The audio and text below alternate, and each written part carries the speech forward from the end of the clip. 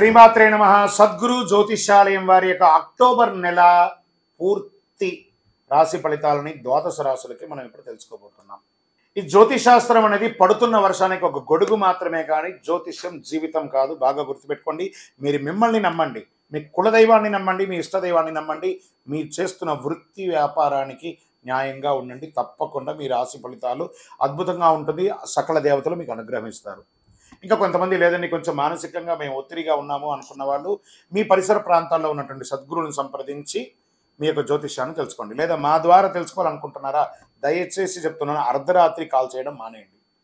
21 వయసు లోపు ఉన్న వాళ్ళు అడగకండి.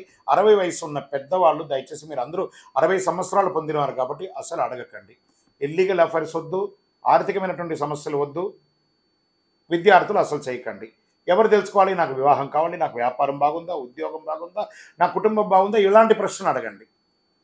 ఈ నెల అక్టోబర్ నెలలో ఎలా ఉందో ఒక్కొక్కటిగా మనం చూసుకుంటూ వెళ్తాం. జ్యోతిషాస్త్ర రీత్యా ద్వాదశ రాశుల్లో 11వ రాశి అయినటువంటి కుంభరాశి మిత్రులారా, మీరు ధనిష్ఠా నక్షత్రం 3, 4 పాదములు, శతభిష నక్షత్రం 1, 2, 3, 4 పాదములు, పూర్వభద్ర నక్షత్రం 1, 2, 3 పాదాలకు జన్మించిన మీరు కుంభరాశి వారిగా పరిగణించబడుతున్నారు. ఈ అక్టోబర్ నెల మీకు శుభ ఫలితాలు ఎలా ఉన్నాయంటే, ముందు విజయదశమి శుభాకాంక్షలు, దీపావళి శుభాకాంక్షలు.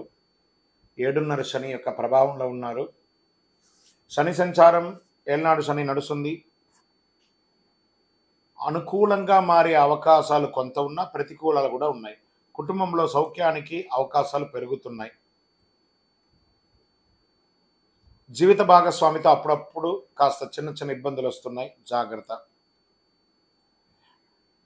మీరు మీ సోదరుల నుండి ఆశించినటువంటి సహకారం పొందక ఇబ్బందులు పడే అవకాశాలు ఉన్నాయి. మరీ చెప్పాలంటే భాగస్వామ్య విభజన కూడా జరిగే అవకాశాలు ఉన్నాయి, జాగ్రత్త. అది ఇప్పటి నుంచి ప్రారంభిక ఉన్న పనంగా అవుతుందని కాదు, అలా ఎవరి దారిలో వాళ్ళు ఉంటామని అనుకునే ఒక ఆలోచన వస్తుంది. బంధువులు లాభపడతారు. కుటుంబ అవసరాలు ఒక్కొక్కటి నెరవేర్చుకుంటారు. తండ్రి మార్గంలో ఆశించిన విషయాలన్నీ కూడా కలిసి వస్తుంది. ఖర్చులు విపరీతంగా పెరుగుతుందని కూడా చెప్పచ్చు. ప్రభుత్వ ఉద్యోగంలో ఉన్నవారు, ప్రైవేట్ రంగంలో ఉద్యోగం ఉన్న వాళ్ళకి చాలా ప్రెషర్స్ ఉంటుంది. మళ్ళీ ఇంకొకటి ఏమంటే, ఉద్యోగ రీతిగా ఏది కూడా ఇల్లీగల్ ఇష్యూస్లో ఎంటర్ అవ్వకండి. దానివల్ల మీ జీవితంలో లీగల్ ఇష్యూస్ వచ్చే అవకాశాలు ఉన్నాయి. వివాహం ఇబ్బంది కలిగిన వాళ్ళకందరికీ వివాహం వచ్చే అవకాశాలు బాగా ఉన్నాయని చెప్పచ్చు. సమాజంలో గౌరవ మర్యాదలు పెరుగుతుంది. ఉద్యోగంలో, ఆఫీసులో పని భారం పెరుగుతుంది. పై అధికారుల నుంచి స్ట్రెస్ ఉంటుంది. మీ యొక్క రిక్వెస్ట్ అంతా కూడా ఇగ్నోర్ చేసే అవకాశాలు ఉన్నాయి. వాటాదారులు, పార్ట్నర్షిప్లో సామరస్యపూర్వకమైనటువంటి వాతావరణం ఉండకపోవచ్చు. మీ సూచనలు, మీ యొక్క దాన్ని కొంతమంది నిరాకరించవచ్చు. ఉద్యోగం చేస్తున్న వారితో కానీ, వ్యాపారంతో ఉన్నవారు కానీ, ఇరుగు పొరుగు వారితో కానీ, మీరు కలివిడిగా ఉన్న వారి దగ్గర కాస్త జాగ్రత్త. మీ యొక్క పర్సనల్ విషయాలు వాళ్ళ దగ్గర డిస్కస్ చేయకండి. విద్యార్థులకి ఇది ఒక గడ్డు కాలం అని చెప్పచ్చు. వ్యాపారస్తులు చాలా జాగ్రత్తగా వ్యాపారం చేయండి.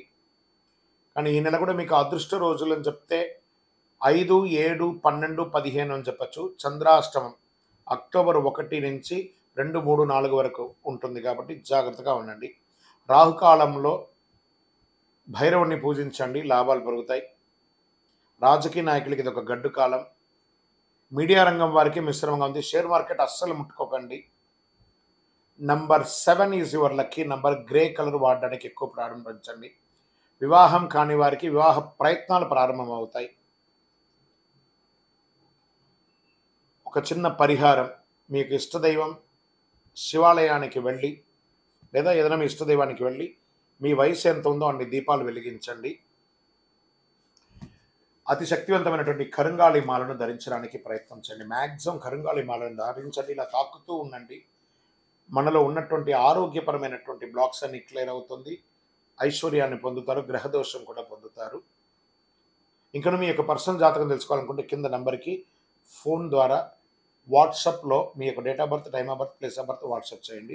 ఈరోజు మనం తెలుసుకోబోయే సబ్జెక్ట్ ఏమంటే, ఈ శ్రీకృష్ణ భగవాను ఉంటాడు కదా, ఆ శ్రీకృష్ణ భగవాను యొక్క పిల్లలు ఉన్నారు. వాళ్ళ గురించి చాలామందికి తెలియదు. శ్రీకృష్ణుడికి కొడుకు, కూతురు వీరందరూ ఉన్నారా? అవును, ఉన్నారు. దాన్నే మనం ఇప్పుడు తెలుసుకోబోతున్నాం. హిందువులు ఎక్కువగా ఆరాధించే దేవుడు శ్రీకృష్ణుడు ప్రధాన పాత్ర పోషించిన వాడు. దశావతారాల్లో ఒకరుగా ఉంటున్నారు. చిన్ని కృష్ణుడు, ఆయన ఆలైల కృష్ణుడు అంటారు, లడ్డు గోపాల్ అంటారు. భారతదేశంలో మాత్రమే కాకుండా ప్రపంచవ్యాప్తంగా పూజలు అందుకుంటారు. ఆయన జీవితం చాలా ఆసక్తికరంగా ఉంటుంది. కన్నయ్య చిన్నప్పుడు ఎంతో చలాకీగా ఉండేవాడు. పెద్దయ్యాక మహాభారతంలో ముఖ్యమైనటువంటి పాత్ర పోషించింది ఎవరంటే అది శ్రీకృష్ణ భగవానుడే. అర్జునుడికి గీతోపదేశం చేశాడు. శ్రీకృష్ణుడు చాలా పెద్ద కుటుంబం ఉందండి.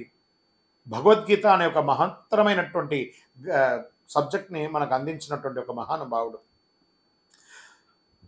ఈ కుటుంబం ఎంత పెద్దది అంటే జగమంత కుటుంబం నాది అంటారు చూసారా, అలాంటి జగమంత కుటుంబం ఆయనది. కానీ ఆయనకంటూ ఒక వ్యక్తిగతమైనటువంటి ఒక కుటుంబం కూడా ఉంది.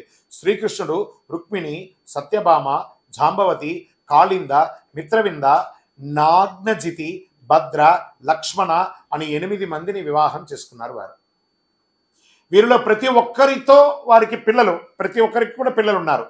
శ్రీకృష్ణ భగవానికి కొడుకులు కూతుర్లు కూడా ఉన్నారు. వారు ఎవరు అంటే వీళ్ళందరూ కూడా హిందూ పురాణాల్లో చాలా ముఖ్యమైనటువంటి పాత్ర పోషించిన వారే అని మనం తెలుసుకోవాలి.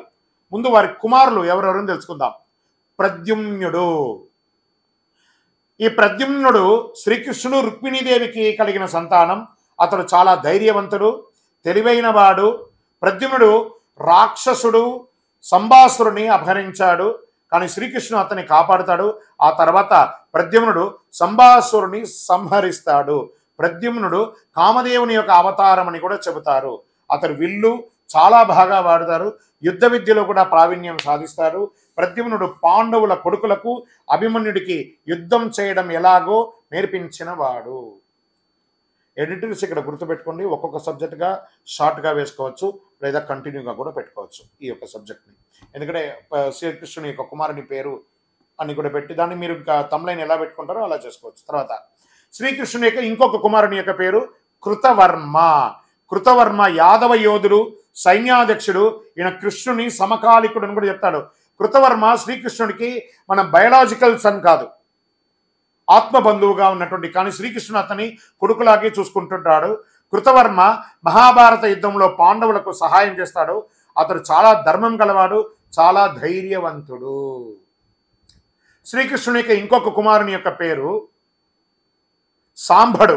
శ్రీకృష్ణునికి జాంబవతికి పుట్టిన మొదటి పుత్రుడు సాంబడు. అతను చాలా అల్లరి చేసేవాడు. తన తండ్రి వంశాన్ని నాశనం చేసేలా పనులన్నీ చేసేస్తుంటాడు. అందుకే అతడి గురించి బాగా ఎవరు చెప్పిన చరిత్ర ఏం పెద్దగా లేదు.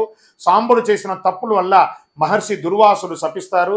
దాంతో యాదవ వంశం అప్పట్లో ఇబ్బంది అయ్యిందని కూడా వినేవారు. ఇక శ్రీకృష్ణుడికి మనవడు, కొడుకులయ్యారు కదా ఇప్పుడు మనవడు అనిరుద్ధ పేరు. శ్రీకృష్ణునికి మనవడా? ఇవన్నీ ఎక్కడ కొత్తగా ఉంది కదా. ఎస్, శ్రీకృష్ణుని యొక్క మనవడు అనిరుద్ధ. అనిరుద్ధుడు శ్రీకృష్ణుని యొక్క మనవడు అవుతాడు. అతని తండ్రి ప్రద్యుమ్నుడు, తల్లి రుక్మావతి. అనిరుద్ధుడు చాలా ధైర్యవంతుడు, చాలా తెలివైనవాడు. అనిరుద్ధుడు రాక్షసుల రాజైన బాణాసురుని కూతుర్ని యొక్క ప్రేమిస్తాడు.